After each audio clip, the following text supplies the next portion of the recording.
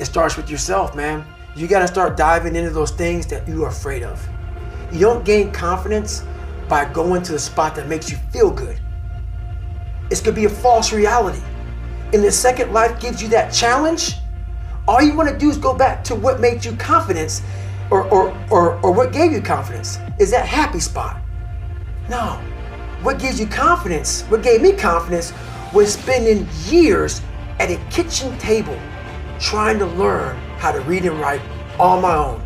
Realizing I can't learn the way you learn. I can't, but I can learn.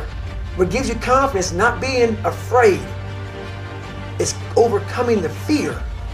I used to stutter severely bad. So right now, I don't know how many people are gonna watch this. You know what gives me confidence?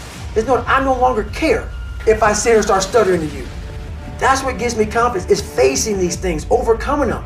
And maybe not overcoming them every day, but facing them and facing them and facing them. Pretty soon like this, you know what, man, this is where it's at.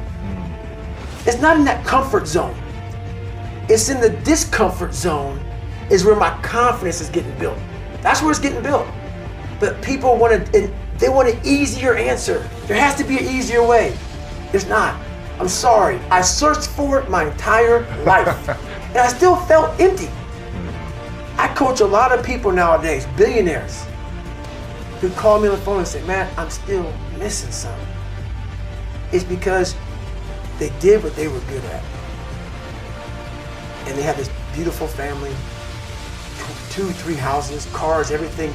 Has everything to work. On the outside looking in, like, my God, man, how can you be unhappy? I walk around with a backpack with all my stuff in it, with no car. Right. And I walk around, happiest person in the world. Have nothing, happy as hell. It's because I found out the whole key to life. It's not in all that. You have to face yourself. So many people live to be 100 years old and they die miserable, having everything, because they never examined. I call it my live autopsy. You never examine this. Happiness, peace, enlightenment, it's all up here, man. It's all up here. And when I start talking like this, people go, man, you know, no, it's the truth, man. Yeah, it is true. It's all up here. You just got to be willing to go and face it. And that's the hard part. And I never took time to say, my God, you came from this hell and you're here. So those insecurities, and this is how I explain it the best way. SEAL training became pretty hard and a lot of guys weren't getting through it. So they designed a SEAL prep program. And it was 2 months. In my last 2 years before I retired from the military, they sent me there to train these kids. Wow. To get ready for 18, buds. 19, 20-year-olds, yeah. Young kids. So when they get to Navy SEAL training, man, they were physical studs. They were running, swimming. I mean, they were hybrids. Wow. But they get to buds, and the same amount of people would quit. This is why. We were training bigger, stronger, faster quitters. It's not about... Not the mind. That's right. We weren't diving into the sewer. Everybody's got a story. We don't share it on social media. We share our nice life on social media. We all have a dungeon. I'm just willing to talk about mine. Yeah. Most of us aren't willing to talk about it. I'm willing to talk about my dungeon. I wasn't getting into the dungeon of these guys' minds. I wasn't building that so-called mental toughness. Mental toughness isn't something that you sample. It's something that you live in every day. So when something hard would happen to these kids, like in Hell Week, it would draw on something that made them very insecure. And they look for comfort. Whenever hardness comes, and you don't know what it is, it may be different for you than it is for me, but you go back to your insecurities. And then when you go back to your insecurities, you then look for comfort within those insecurities. And we all look for that cookie that your mom used to give you when you were sad, when you were sick. We look for our wife or our husband. We look for comfort. It's in those moments you must retrain your mind to think differently in health. I wasn't training them to do that. The physical standard is not what they need to meet. It's a mental standard you must meet in life. A lot of us dream big. You should dream big. Dreaming big is important. You know, some of us want to be doctors, lawyers, dentists, Some of us want to be in special operations. So you have this big dream, you can see it so clearly, like it's right in front of you. You can go out and touch it. But the thing about it is somewhere, if you dream big enough, somewhere down that journey, that dream becomes a nightmare. And what happens in that nightmare, you start to have all these questions, like if you want to be in special ops, you may not be a great swimmer. You may just realize that I'm not a great swimmer, I'm not a great runner. You may start to fail tests, and all these questions start to flood your mind. Why am I here? I'm not good enough. Trust me, I know all about the questions. They will flood your mind. If you do not have the answers for them, you will quit. The answers lie in the repetitions. You must not forget the repetitions you put into trying to dominate the craft that you're in today. Always, always embrace the suck, adapt to the suck, stay home. A lot of us out here are pushing real hard, but we're afraid to go to that dark side. In your mind, when you push real hard, you have this door in your mind. And a lot of us don't want to open that door. Once you open that door, you're in a tunnel. It's a dark ass tunnel. And you can't see shit. There's one thing about being in dark places. If you have the courage to stay in there long enough, your eyes will start to adjust to the darkness. Your body and mind will always adjust to more suffering, to more pain. If you want to push harder, know this. Your mind quits way before your body does. So you have to be willing to go way into that darkness and find more of yourself. Stay hard. This is the time of year where you think about all those people to thank. We thank everybody. Got a big long Rolodex. Text people, give them a call. But there's one person we leave out. That's ourselves. We forget about all those nights, single moms, single dads, people out here who want to lose weight, out here grinding. We forget about the hidden work that we put in, the work when nobody's watching.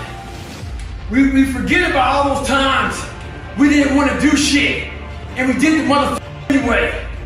We live life thanking everybody in the world, but the one person that goes neglected is yourself. Make sure you thank yourself. Stay hard. So we used to live in a $7 a month place when I was growing up. Is this in Buffalo or is this? This is in Indiana. Yeah. So like we had a lot of money in Buffalo. And when my mom left my dad, we went to nothing for a period of time before she got on her feet. Right. And that $7 a month place used to be, it was who I was. I was no one. I was in the sewer. My mom went there. I had nothing. And you always feel like you have nothing. I'd achieved so much.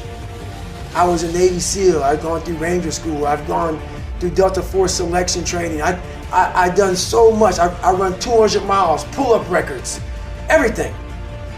Learned to read and write, became pretty intelligent. And I still was like, man, what is wrong with me? It wasn't until I got real sick, and I talked about in the last chapter of that book. I got real sick, and I was about 38 years old. I'm 43 now. And my life got real quiet. I went from running 205 miles in 39 hours to I couldn't get out of bed. The doctors couldn't figure out what was wrong with me, but once again, it was the best thing that ever happened to me. In that moment when my whole life changed, I went from a guy who worked out every day, trained every day, to a guy who couldn't get out of bed. My life was taken from me. The one thing that kept me going was my training. And that's when I realized I hadn't taken time to think about what I'd done in my life. You hadn't reflected yet. I hadn't reflected. I'd done all these things, but there was no finish line. I still believe that, but you must have time to reflect. Yeah. I was just going. I finished a race of life, and I wouldn't even receive my medal.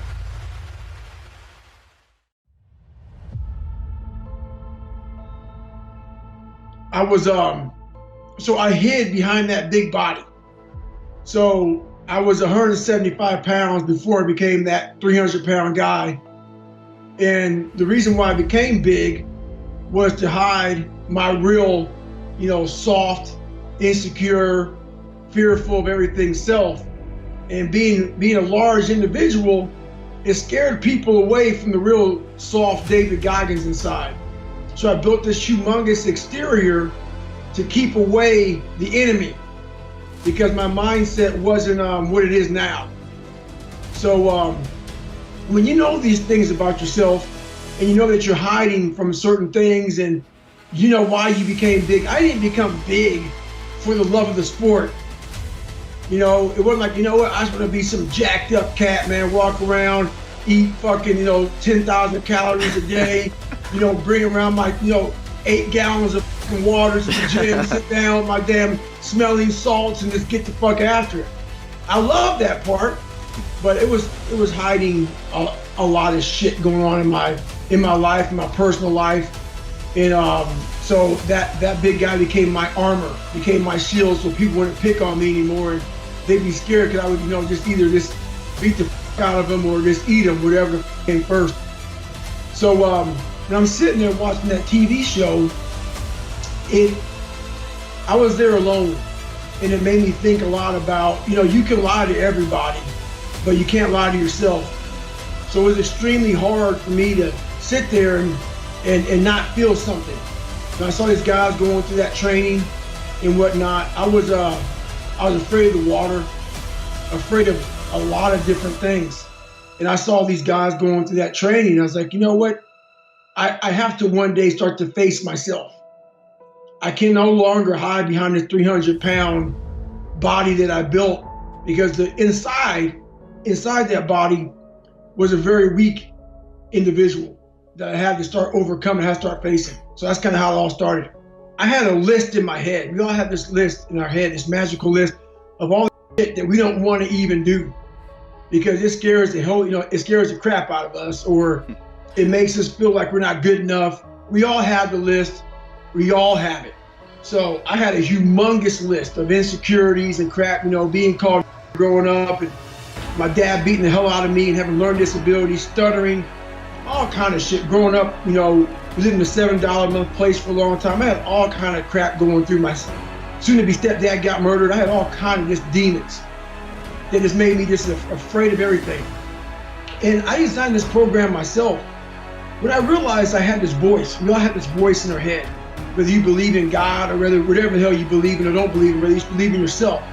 There's always this voice in our head telling us different things. And the voice in my head, it kept on calling me like, you're just a man. You are a big man. You're scared of all this shit over here. You're scared of this big laundry list of stuff, man, because your dad beat you and this happened and this happened. All these things that happened in my life, I wasn't facing them. Even though I didn't cause a lot of them, they're mine to own now. And the one thing that I really realized was, for me to become a tough guy, and that's what I wanted to be. I saw myself as a very weak man. And for me to be hard and be tough, I had to start going over to that list, that scary list, and start facing that, because I knew over there I was going to find a whole new person. Because if I kept on doing the things that made me feel comfortable, I was going to continue being that same person I always was, the lying, insecure, fearful person living this nice, comfortable life of mine. So I just designed a very uncomfortable world for David Goggins. And in that world, I found a whole new different, that's where I created Goggins. So there's David Goggins and there's Goggins. I created Goggins in that fucking meat eater world over there of mine. This guy stopped me at a stoplight. He was like, hey, Goggins, why am I not getting better? I'm a big time goal setter. I run half Ironmans. I run half marathons. I go for that new promotion at work. Why am I not getting better? I asked him a question. Do you have fear of not reaching those goals? He said no. But that's your problem. You're setting goals you know you can reach. And when you do that, that fear, that insecurity, that doubt, that's where you grow. He's not getting that. You must always set goals that you think you cannot achieve. And in there you get better. Stay hard. So I get an email the other day. This young man wants to be a ranger, but he's afraid to go to ranger school. Not because how hard the training is, but because he's afraid if he fails, what people are going to say by judging him. One thing in life, this applies to everything in life. Anytime you move from being normal to trying to be exceptional, people aren't going to like that shit. Those normal people, it makes them feel like shit, so they're going to judge you. And nowadays, it's very easy to be a coward. Why? We got Instagram and shit. Most folks don't tell you to your face. They go online, they post about like cowards. Don't let cowards get in your head. And last thing, make sure you do you. Stay hard. So 2 guys asked me to help them train for a marathon. Oh, but they picked a shitty day to train. It's 40 degrees, raining, windy, nasty. Those cats are inside the treadmill. You can't let conditions dictate your outcome. They believe that if it rains or snows, or it's too windy, they may cancel the marathon. They ain't canceling shit. You better train with whatever conditions they give you. The person that usually feels me, she's taking a day off in the car right now. Because it's too nasty. Don't do the same. Stay hard.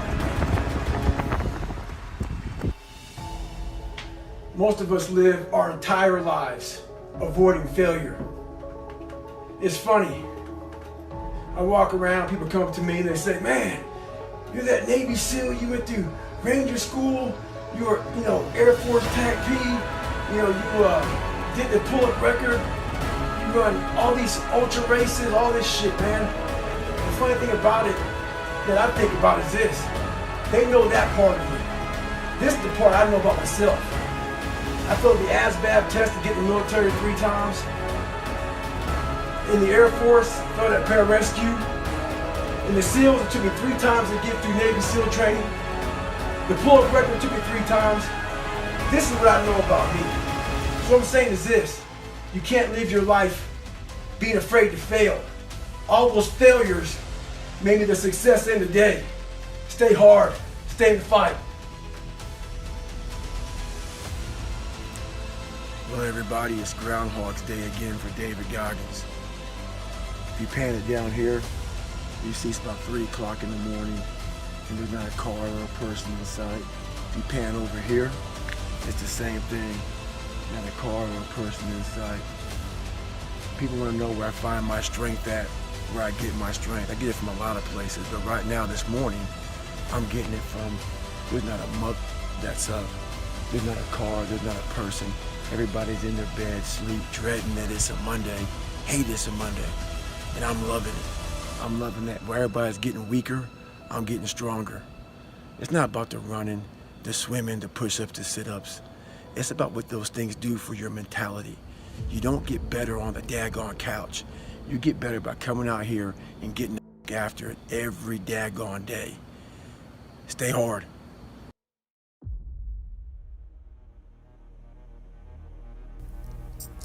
I honestly want to be considered one of the hardest men to walk the planet Earth in the history of the world. And what I mean by hard, I'm not talking about the guy who does the most pull-ups, most sit-ups, runs the most. Just a person who's able to overcome any adversity in front of him, to figure out a way. Hardness isn't about all this physical shit, man. Yeah, it helped me get to where I'm at. But all I was doing in the whole process, the process wasn't to be ripped. It wasn't to walk around with my shirt off. That wasn't it. I knew through the physical challenges, through the physical suffering, my mind was getting stronger. I was literally doing that for a reason. I had a weak mind. All the rest just happened to come with it. I was trying to strengthen the mind to handle all the judgment that's passed on me, perceived and not. Sometimes you make it up in your own head. I just want to be able to handle all of that, everything, physical, mental. I want to be perceived as that, like an old school barbarian, old school guy that's like, God, dog, man, nothing can hurt the guy, which is why the book is titled, Can't Hurt Me. I want people to have that mantra in their life. Take that with you. Take it everywhere you go in life. And if you believe that and you work towards that, callous in your mind, strengthen yourself, Can't Hurt Me is strong. In any situation, like when I was in Buzz, they beat the shit out of you. I'd be the first one to get to say, can't hurt me, motherfucker. And they were beating the hell out of me. But you say that enough to you. False motivation becomes real motivation after a while. The one major question I got was, how do I finish what I start? I get 2 weeks into it, and then I stop.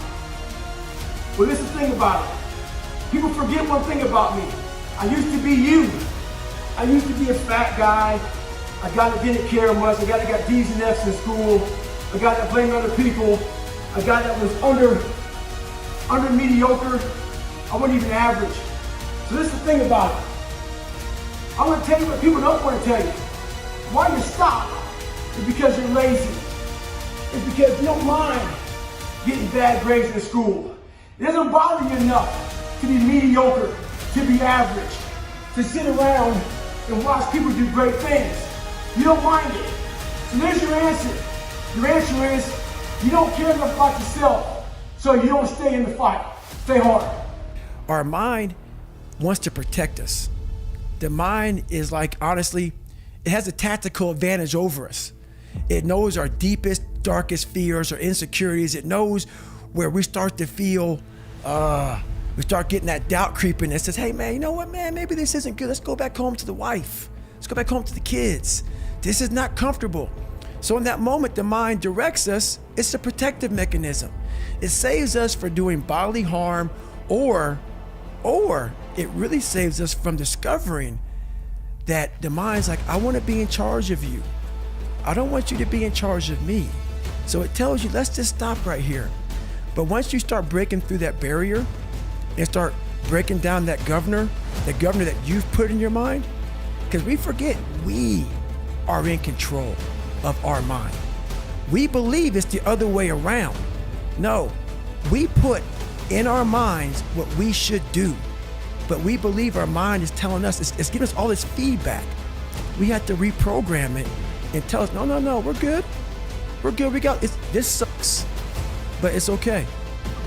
20 years ago, I graduated SEAL training. So one of the guys I was in training with came down to visit me. He was amazed at how I kept the same routine I had 20 years ago. Waking up early, going to the gym, getting after it, going back in the afternoon. I could tell he felt bad. So he started to explain to me why he can't do anymore. Talked about travel, talked about work. So he started asking me, how the hell do you fucking do this shit every fucking day? I said, I don't fucking negotiate with myself. Most of us come out here, we explain away why we can't do shit, and we stick in this negotiation process in our mind. You can't negotiate these things. They're definites. Stay hard. I get a lot of questions. People asking me for help. So I ask them, what have you done to help yourself? Most of them say, I've been working hard. I'm all about being your own fucking hero, but I'm not about kissing your ass. In life, a lot of us believe that we're working much harder than we actually are. We think if we fucking got up early for 4 days, we've earned something. You gotta drop your entitled mindset. It's dead weight. We believe we work harder than we actually have. Trust me, most of us haven't. The one thing in life you gotta realize is this: learn to help yourself. Don't count on other people to help you. Stay hard. The worst thing in life that happens to a man is they get civilized, or a woman, anybody, because you lose the hunger for life. You think you've arrived, and once you have a I've arrived mentality, that's my biggest fear. Is I get to the point where I'm at that point where life has come to me, and I have that feeling of I've arrived. I now know my life for what I know it to be is over. Even though that's where comfort is and everything else, I found the most life in the most uncomfortable places in the world. I was the most David, the Goggins that I invented, because David Goggins was weak. I never want to get rid of Goggins. The guy I created, that weak person that used to be, the guy I created that can handle anything. You don't want to let go of that guy because you realize that that guy was made. You weren't born him. And that is, when you get comfortable, Goggins starts to die. He starts to die. That one creature from the Black Lagoon that can live in a sewer, that can eat rats all day, that doesn't need water, that doesn't need sunlight, that doesn't need nothing. He can just live because he knows he can. That's a powerful human being that you never want to, it's in everybody. That's the scary thing about, that's what makes me so upset, man, is that everybody wants to put this daggone label on me. They forget the first 3 chapters of my book. They forget how this started. A lot of times, it takes someone's wife dying or something like that for them to change. Yeah, near death. Yeah, something. No, none of that. I wanted to figure out, is there more to this horrible feeling of feeling like a loser? Can I change this? And once you figure out I have the ability, not through your mom or your dad or through a special school, through you. You have the ability to change this. That's what makes me so mad. Once people put this title on me, you now give yourself a get out of jail free card and say, oh, he's just crazy, he's special, he's unique, he's this and that. You just saved yourself. And that's why I want people to hear my story. I'm trying to take away all that crap that you want to put on me. I'm trying to make you suffer up here to know what, my God, man, he really had a hard way to go. There was nothing special about him. He wasn't talented. He wasn't gifted. He wasn't nothing. He wasn't nothing, and he made it. I want everybody to feel uncomfortable around me, because I want you to go home and think about yourself. Think about yourself, man, because you're leaving so much on the table for the possibilities of what you can be. Anybody that follows me knows one thing. I should be a fat guy. So I get all these fucking emails about how people want to lose weight. I want to lose 50 pounds, Goggins, in 3 months. How do I do it? My response to them is, what have you done so far? I know the answer. The answer is nothing. I know you didn't wake up one morning and decide to fucking damn email me to see what you can do. You woke up for days and weeks and months. Not like when you saw in the mirror, going out for a little run, feeling your fucking damn fat, jiggling shit. If you want something, everything out there is free to you. Google the motherfucker. My diet was breakfast run, lunch run, dinner run, snack run. Stay hard.